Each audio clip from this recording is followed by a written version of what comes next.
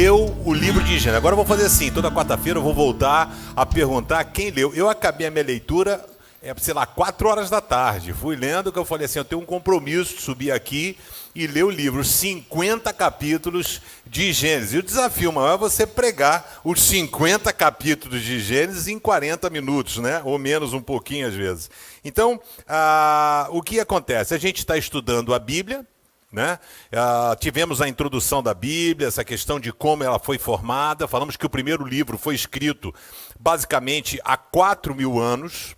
Então, a gente vê que o livro de Gênesis, os 5 primeiros livros da Bíblia, que é chamado de Torá, é chamado de Lei, é chamado de Pentateuco, eles foram escritos por Moisés. Moisés foi um homem que falava com Deus, diz a Bíblia, face a face. Ele recebeu os 10 mandamentos escritos pelo dedo de Deus, diz a Bíblia. Moisés viu Deus passar numa fenda e diz que ele brilhava, que ele teve que cobrir a cabeça de tamanha a luminosidade de ter visto somente Deus passar. Então Moisés é o autor dos 5 primeiros livros. Foram escritos aproximadamente 1.600 a 1.800 anos antes de Cristo. Né? Por isso que eu disse que a Bíblia tem 4.000 anos, né? Ela pega essa extensão. Então, a gente aprende no livro do Gênesis, o Gênesis quer dizer a Bereshit, o princípio, o início de todas as coisas, né? E ele começa falando sobre assuntos extremamente relevantes. O que eu quero fazer com você aqui é uma aula avançada de Gênesis. Eu quero passar para você os principais fatos, os principais personagens. Eu quero que você se posicione. Quando você quiser saber, eu queria saber sobre fulano de tal. Aonde esse cara está na Bíblia? E a gente vai poder estar pontuando isso. O livro de Gênesis ele é separado basicamente em 2 partes. Do capítulo 1 ao capítulo 11, ele vai tratar da criação até a Torre de Babel. Ok? Eu vou entrar em detalhes melhor, né? Então, desde a criação até a Torre de Babel. A partir do capítulo 12, então, surge o personagem Abraão. Quando Deus, então, resolve construir o seu povo, a sua nação, que é chamado de período patriarcal. O Espírito Santo não habitava nas pessoas como um todo.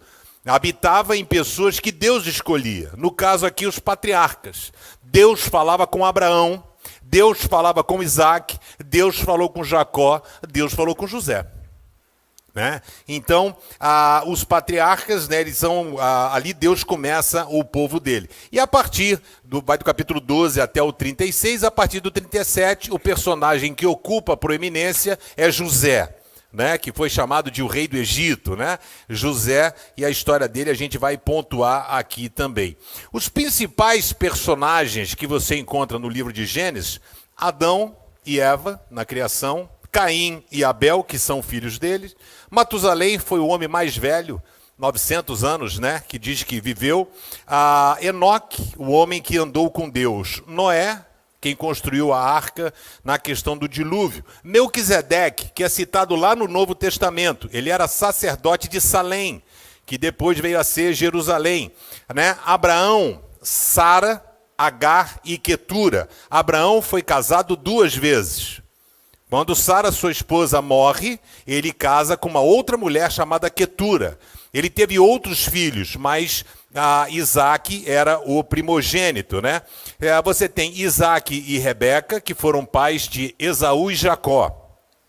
Raquel e Lia, que foram esposas de Jacó. Labão, tio de Jacó e Esaú, irmão, no caso de Rebeca. E aí surgem as 12 tribos de Israel, a José do Egito, né? Os principais fatos que nós vamos encontrar no Gênesis, que vai pautar a teologia e vai ajudar a teologia, a criação. Então você vai ver Deus criando, e para o judeu era importantíssimo, porque Deus criava as coisas a partir da palavra. Então a palavra tinha um valor muito grande, né? E disse Deus, haja luz, e houve luz. E disse Deus, haja separação entre a terra e as águas, e houve. Então tudo Deus criou em 7 dias, e no 7º dia descansou, no caso para eles o sábado. Então criação, o pecado, a introdução do pecado no mundo, né? O homem escolheu viver afastado de Deus, a consequência do pecado, porque você vai pecar, você vai fazer uma determinada coisa, mas você nunca, jamais conseguirá medir a consequência ou desdobramento do seu pecado, e às vezes é irreversível. Se pudesse voltar atrás, Adão soubesse o mal que ele ia gerar para toda a sua descendência, ele não tinha comido da fruta. Eva muito menos, mas a consequência, o assassinato de Abel, o dilúvio, onde toda a terra ficou inundada, Torre de Babel. Deus escolhe fazer o seu povo a partir de Abraão, Abraão e o seu sobrinho Ló.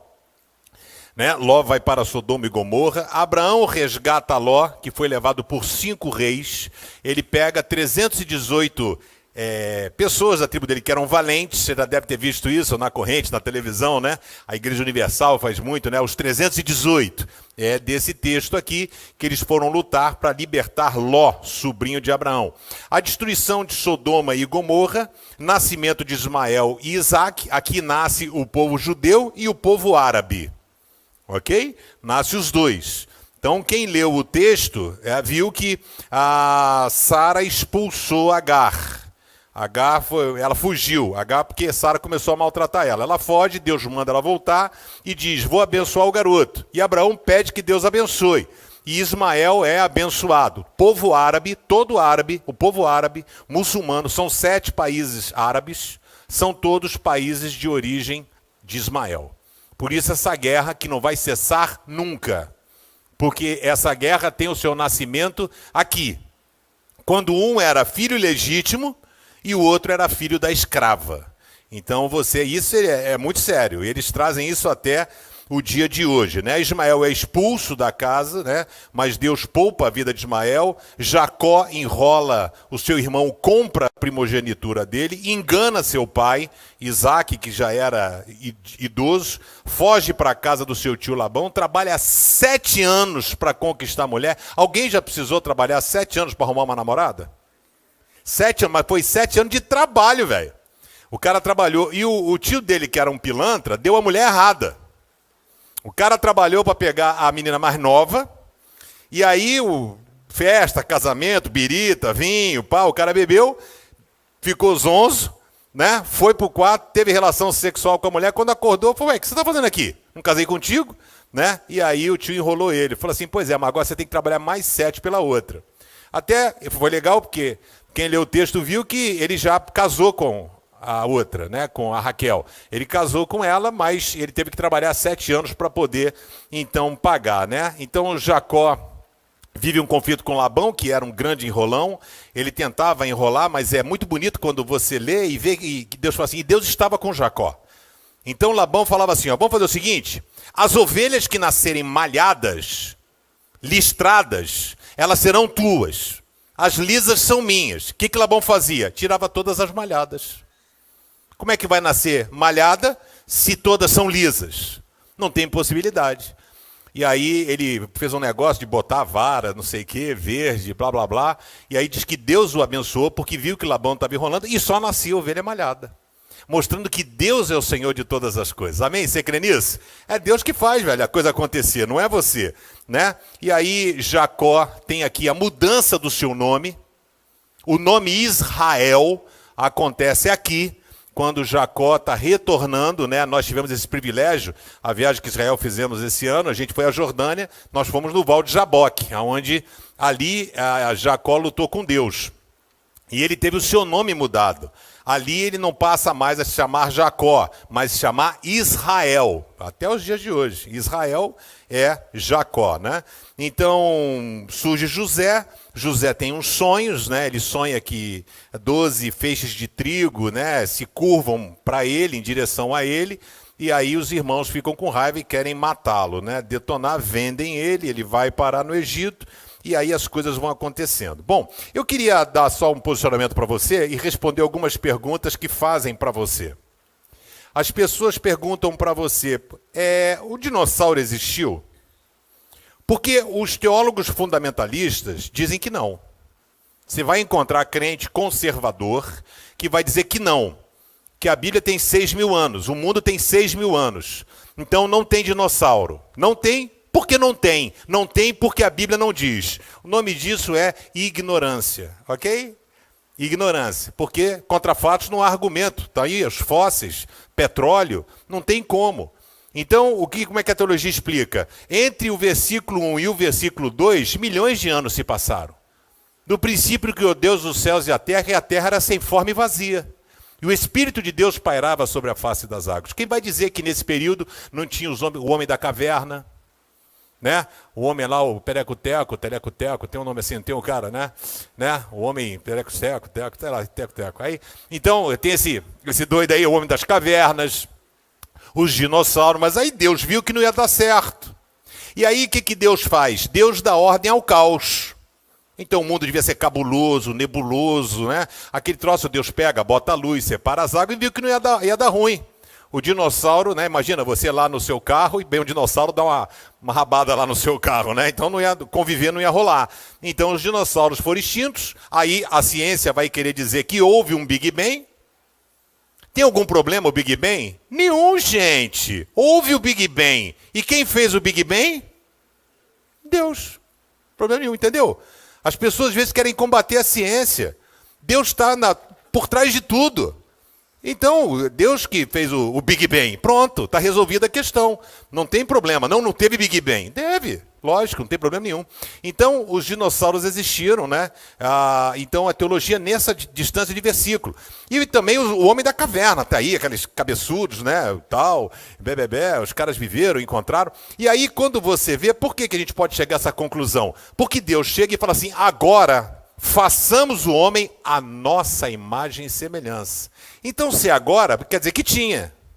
Então tinha um outro tipo de ser humano, um homem diferente, um cara meio monstrengo, sei lá. Então a gente não pode ser aquela pessoa legalista, a gente precisa entender a amplitude da Bíblia, entender que Deus está por trás da história.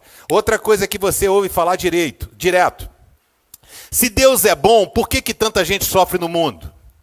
Se Deus é bom, como é que uma criança, às vezes tem um câncer, tem uma leucemia, tem uma coisa... Por que Deus faz isso? Aí a gente precisa entender a história. Esse não era o projeto de Deus. O projeto de Deus está registrado em Gênesis, dizendo que Deus criou o homem para ele viver no paraíso. Ok? O homem não tinha que trabalhar, o homem não tinha que nada, era só comer pão de queijo, beber Coca-Cola, ver Netflix. Pronto. Era a vida do homem, um sonho, né, gente? Coisa boa. Então, era o que o cara ia fazer, o máximo trabalho dele era esse. E aí o que acontece? Deus deu a liberdade ao cara escolher. O cara escolheu pecar. Deus botou o cara no jardim regado de planta. Tudo, jaca, cajamanga, tudo, açaí, tudo. Falou, ó, come o que você quiser. Só não come de 2 árvores. O cara foi e comeu o quê? Do que não podia. Alguém aqui faz diferente do que eles fizeram? O tempo todo a gente faz aquilo que não deve. O tempo todo a gente está comendo a fruta proibida, fazendo as coisas erradas. É o sinal que avança, passa fora da faixa, ultrapassa na placa, né, no fora do limite. Então, o projeto original de Deus foi botar a gente numa redoma de vidro. Deus quis paparicar a gente. Então, Deus criou o homem no paraíso. Deus não botou o cara no inferno. Deus não botou o cara numa desgraça. Deus botou o homem para ele viver no paraíso. Então aqui, ó, maravilha. Mas o homem, na sua liberdade, escolheu desobedecer a Deus. Quem é pai aqui, levanta a mão. Se você der uma ordem ao seu filho, uma coisa séria, e o seu filho desobedecer, você faz o quê? Passa a mão na cabeça dele? Ou o cerol?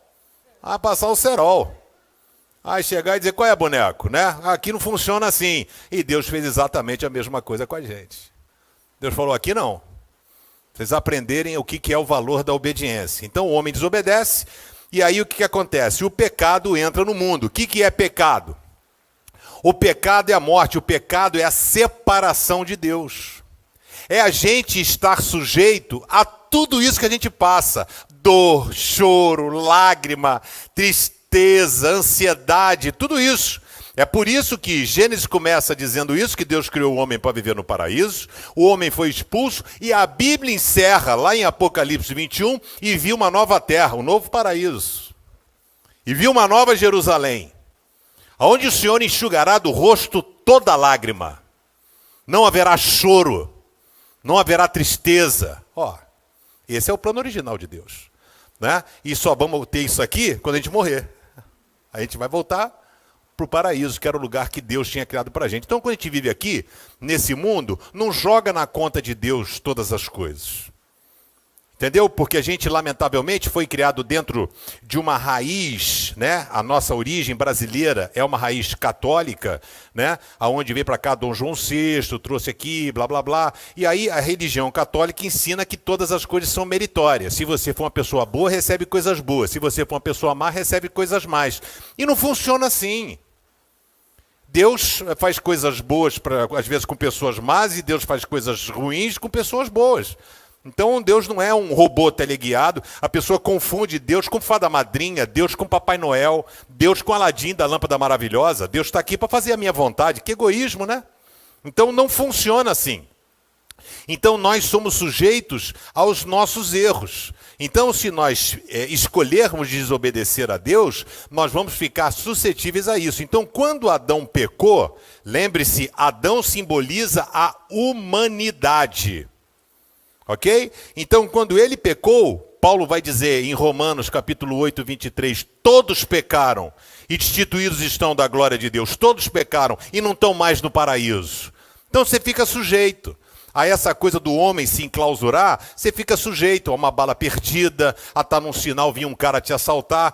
Por que Deus fez isso? Deus não fez, é a nossa indiferença. A gente fica encastelado dentro dos nossos condomínios, das nossas coisas, e aí a gente fica fora da sociedade. A gente não vive, a gente não ajuda, a gente não estende a mão, a gente não faz a diferença. E aquele cara que você pega e empurra ele, que estaria tentando vender uma bala para você, é o cara que puxa a faca para você depois. Então a gente precisa estar antenado com essas coisas. Não jogue tudo na conta de Deus e não jogue tudo na conta do diabo. Seja macho para poder assumir. Você, mulher, seja mulher brava, nervosa, né? Então, para assumir os negócios que você faz. Então, tudo assim, é Deus ou diabo. Deus não quis. Não estudou para passar no concurso público. Deus não quis. E aqui Deus não quis, não estudou, pô. Não vai passar. Aí o outro cara que não vem à igreja, vem que estuda igual um condenado, passa. Mas eu vou na igreja, eu oro todo dia, não passei. Vai estudar, vagabundo. Ué, acha que Deus tem que fazer a prova para você? Então Deus agora virou concurseiro. Entendeu o negócio? Então as pessoas trocam a estação. Deus tem que fazer o negócio, Deus tem que fazer isso, Deus tem que fazer aquilo. E não funciona assim. Então, para responder essas coisas para você, o dinossauro, como é que foi? Deus criou o homem para viver no paraíso. Quando perguntaram assim, por que uma criança sofre? Porque não é o plano de Deus. Não era isso que ele programou para a gente. Mas o homem escolheu desobedecer a Deus e ficou suscetível a essas coisas. Porque uma das palavras que mais acontecem no nosso cotidiano é a palavra desobediência. Você sabe que pardal não resolve nada, né? Esse pardal que bota na rua, não resolve nada. Você está vindo a 90 por hora. Aí você sabe que tem pardal de 60. O que você faz? Freia. Passou o pardal, o que você faz? Acelera. Resolve nada. Entendeu? Nós somos assim. Aí o que acontece? Só vai funcionar o dia que tiver o cara que multar você na hora. Você passou da placa, só placa, não tinha pardal para mim. Só placa. 60. Passou 80. A moto vem, encosta, o senhor está multado, R$1.000, 24 horas para pagar. Você vai obedecer as placas? Vai. Vai, entendeu? Então, lamentavelmente, nós funcionamos assim. Abra sua Bíblia em Gênesis capítulo 1, verso 18 e 19. Deus está fazendo aqui a promessa, né? A Abraão é 12, ok? Acho que é 12, porque eu comi aqui o... não é. Então, diz aqui o texto, os seus descendentes, Deus falando para Abraão, Deus fez várias promessas a Abraão, várias, não é não, tá, gente? Várias promessas. Assim, os seus descendentes se tornarão uma nação grande e poderosa. Deus falando para Abraão. E por meio dela eu abençoarei todas as nações da terra. Nós estamos aqui hoje cumprindo a promessa que Deus fez a Abraão. Porque da tua descendência, Abraão, vai lá em Mateus, começa a descendência com Abraão. Abraão gerou Isaac, Isaac gerou Jacó, Jacó gerou Judá, Judá Perez, Perez, aí vai embora. E desce até chegar em Jesus. E nós aqui no Brasil somos abençoados nessa promessa que Deus fez a Abraão. Em ti todos os povos da terra serão abençoados. E diz assim, eu o escolhi, Abraão, para que ele mande que os seus filhos e os seus descendentes obedeçam aos seus ensinamentos e façam o que é correto e justo. Agora preste atenção nesse finzinho do versículo. Se eles obedecerem, farei por Abraão tudo o que prometi. Uma pergunta, uma resposta. O povo obedeceu ou desobedeceu? Entendeu? Por isso que João vai dizer, aquele que me ama, é aquele que guarda os meus mandamentos e o obedece. Esse é o cara que me ama. Que guarda e obedece. Não adianta você guardar. Ser o intelectual da Bíblia. Ser a Bíblia de cor, pastor, grande coisa. Se você não obedece ou se você não vive. Vamos orar? Senhor, a tua palavra foi lida, ela é poderosa, vive e eficaz, visita, penetra na nossa alma e realiza uma grande obra. Transforma, faz segundo a tua vontade, que nós possamos sair daqui melhores do que como entramos. Eu oro em nome de Jesus. Amém e amém. Algumas coisas nós aprendemos aqui no livro de Gênesis. Em primeiro lugar, anota isso aí no seu coração, Deus nos ama, amém? Mas não tolera desobediência. Ah, rapaz, eu também não tinha muita paciência com desobediência. Pense num pai chapa quente, fui eu. Pai chapa quente, chapa quente. Sugestão a você, pai, seja chapa quente com seu filho. Não gostou, né, Playboy? Seja chapa quente com seu filho. Eu fui chapa quentérrima.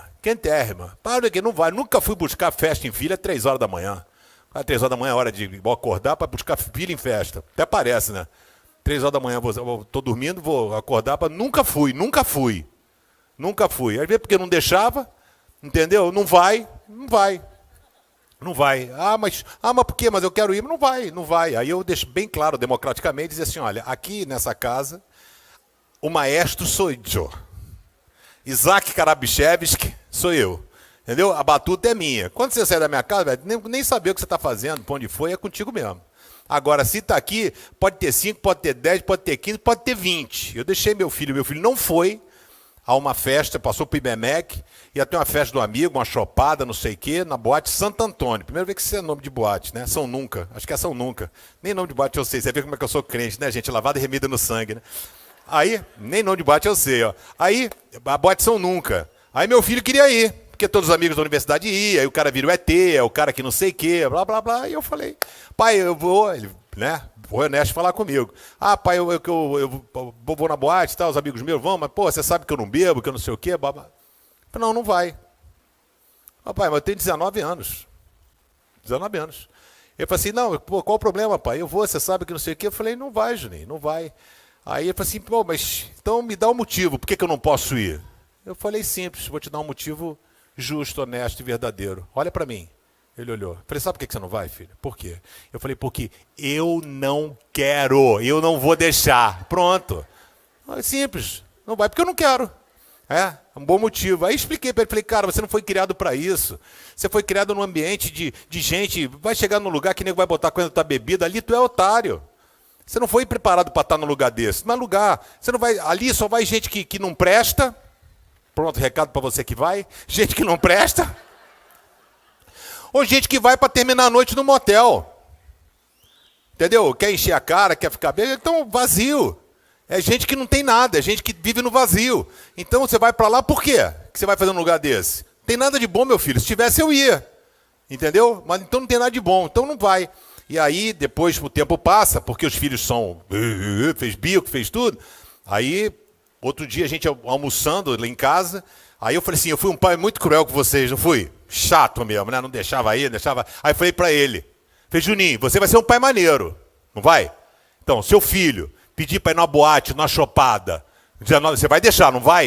Ele falou, não vou não. Eu falei, entendeu como é que é? Então, entenda o seguinte, filhos...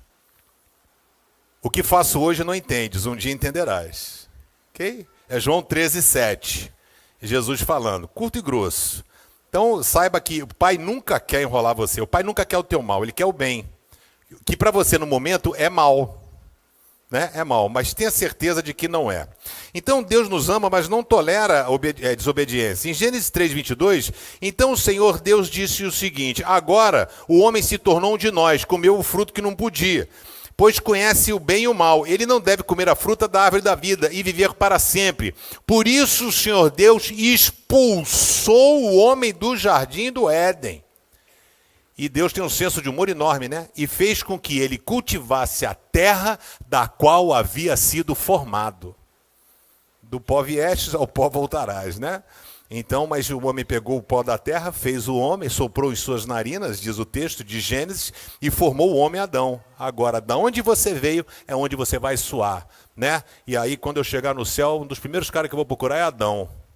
E dizer, rapaz, tu é um banana mesmo, hein, frouxo. Que deixasse Eva se lascar, pô, casava com a macaca, né? Agora, pega a mulher, chega você, come a fruta. Já comeu, não pode. Não comeu, então comeu, aí chega. Come a fruta, não vou comer. Come a fruta, não vou comer. Não me enche, só não vou comer. Não vou comer. Não vou comer. Ó, Deus, aqui, ó, você que fez, ó, é sua. Entendeu? Devolve. Aí Deus podia criar uma outra. Mas aí o que acontece? Né? Fazer alguma coisa. Então, o livre-arbítrio, ele é bom e ele é ruim. Eu sou um cara, assim, disciplinado. Eu preferia que não tivesse livre-arbítrio. Eu preferia que Deus mandasse um raio na cabeça quando a gente desobedecesse. É melhor, pô.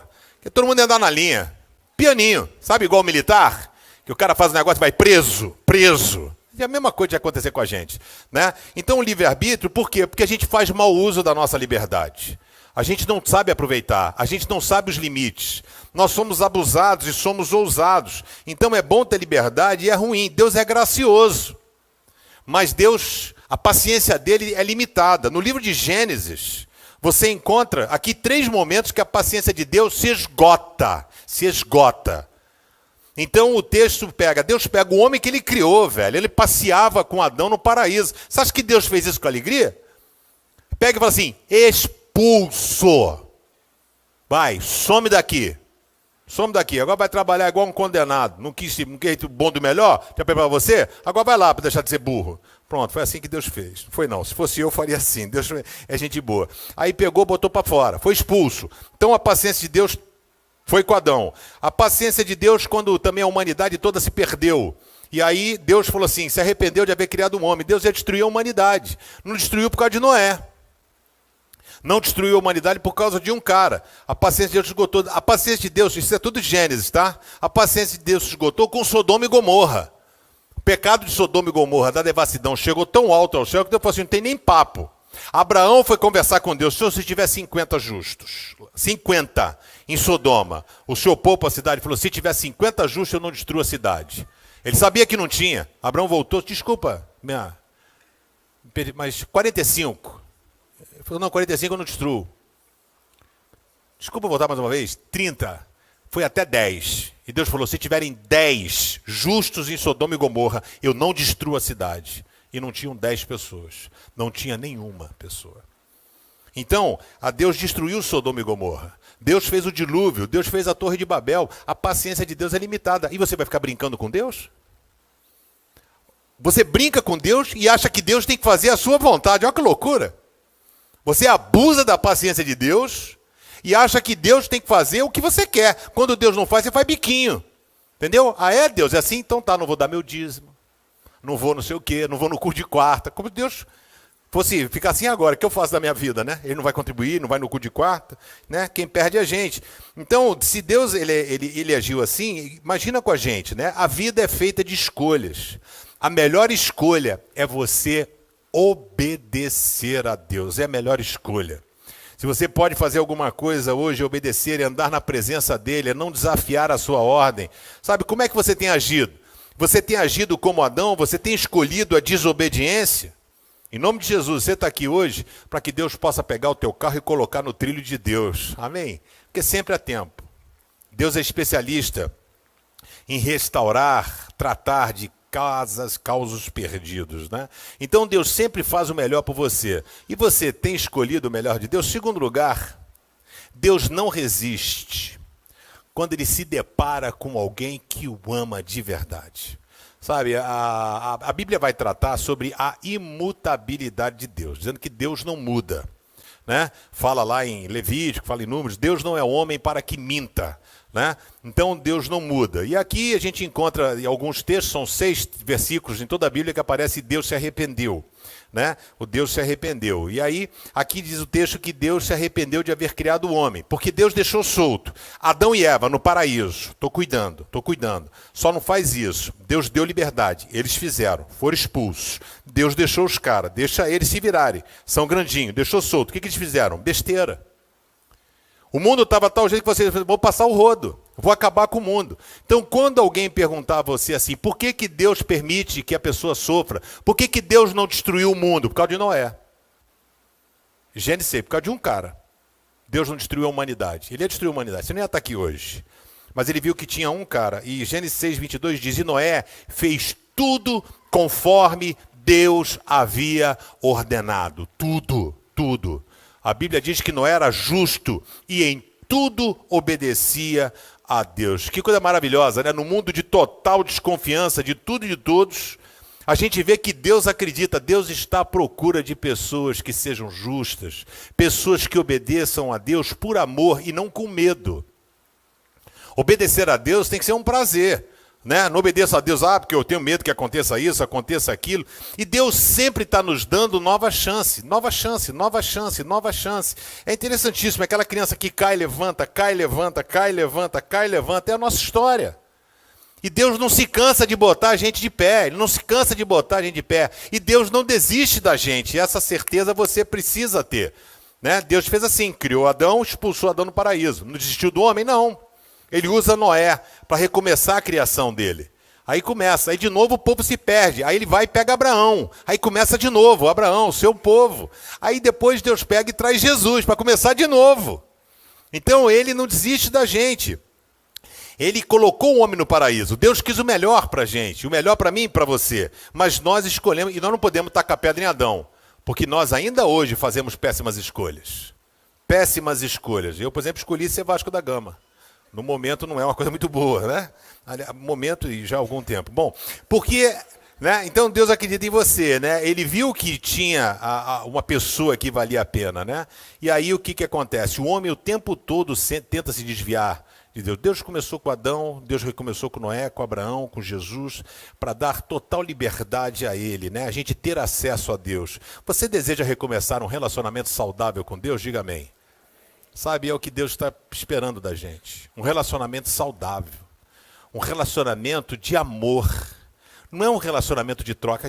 A gente hoje tudo é troca.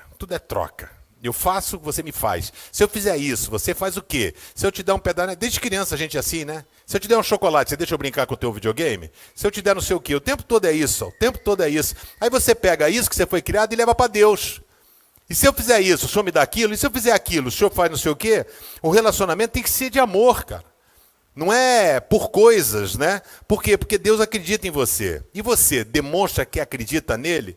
Sabe quando você demonstra que acredita em Deus? Quando você confia nele, quando você obedece, quando você se entrega, quando você se rende, quando você aprende a descansar sobre os cuidados de Deus. Amém? Eu quero dizer para você, você não está sozinho. Tem um Deus pronto e disposto a cuidar de você. Basta você permitir que Ele faça isso na sua vida. Quer permitir que Deus cuide de você? Diga amém.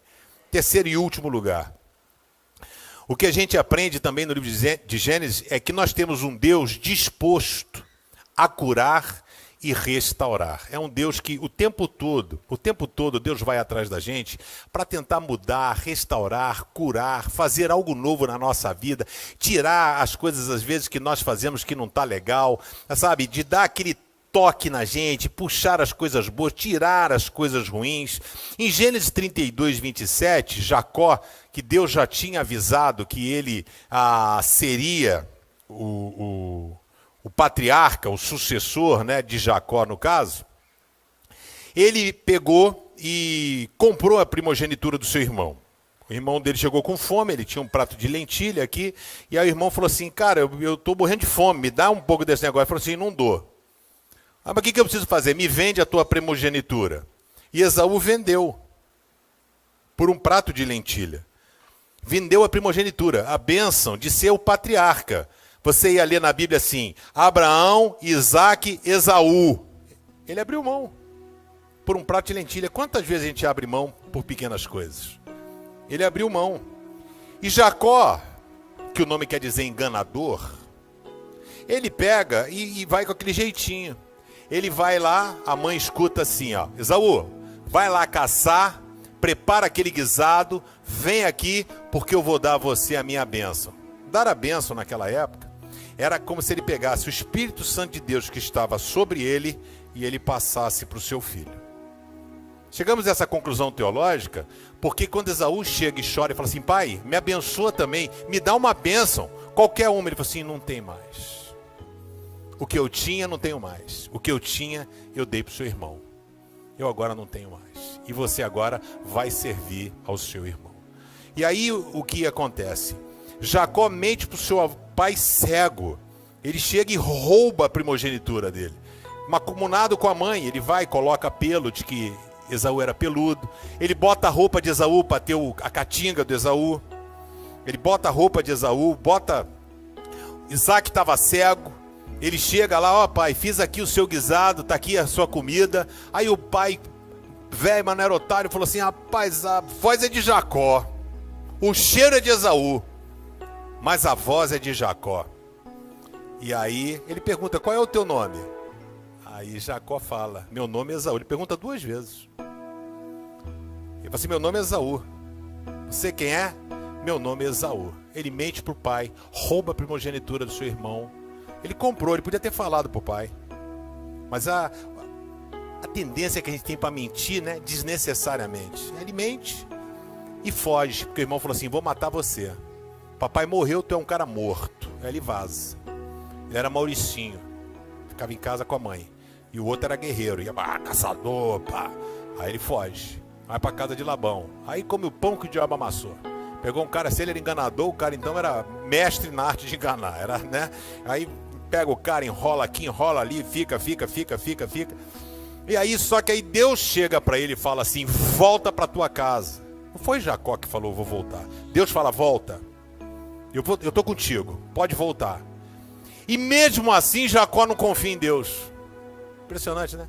Pode voltar, estou mandando você voltar, vou ser contigo. Aí Jacó volta e fala assim, rapaz, mas Esaú vai me matar, Esaú falou que vai matar. Aí vou separar em grupo, eu estrategicamente vou botar um grupo na frente, o cara vai levar 50 camelos, 30 bode, 40 não sei o que, pá. Aí esse cara, quando Esaú vier para me matar, o cara fala assim, ó, isso aqui é presente, quem mandou? Seu escravo, Jacó. Aí depois vem outro cara com mais presente, 40 bode, 30 não sei o que, blá, blá. Que Deus aqui? O seu servo Jacó. Ele, três propinas que ele foi dar pro cara, 3, para comprar, 3, 1, 2, 3, para tentar apaziguar, para quando Esaú chegasse, não passasse o rodo nele. Mas ele precisou ser confrontado com ele mesmo, que é o que a gente não faz. A gente muitas vezes não tem coragem de saber quem nós somos e o que a gente faz. Que eu sou pecador, sou mentiroso, sou isso, sou aquilo. A gente não assume. E quando a gente não assume, a gente não é tratado. Enquanto a gente não assume quem eu sou, a gente não é tratado. E aí o que acontece? Jacó foi para um lugar, ele começa a separar a família, porque fala, Esaú vai vir matar. Confiança em Deus, 0. Esaú vai vir e vai detonar todo mundo. Então vou pegar um bocadinho de gente, boto aqui, separou em grupos, porque para ter descendente, para ter alguém que desse continuidade. Separou aqui a galera, um pouco para lá, um pouco para cá, separou a moçada, e aí o que acontece? Ele vai para um lugar e aí tem um anjo. E ele então luta com o anjo. Em Gênesis 32, 27, aí o homem perguntou como você se chama, né? E eu sempre tenho falado isso para que você fixe na sua mente, a mesma pergunta que originou a sua queda foi a que originou o seu levante. O que o pai perguntou a ele? Qual é o teu nome? O que ele falou? Mentiu. Esaú.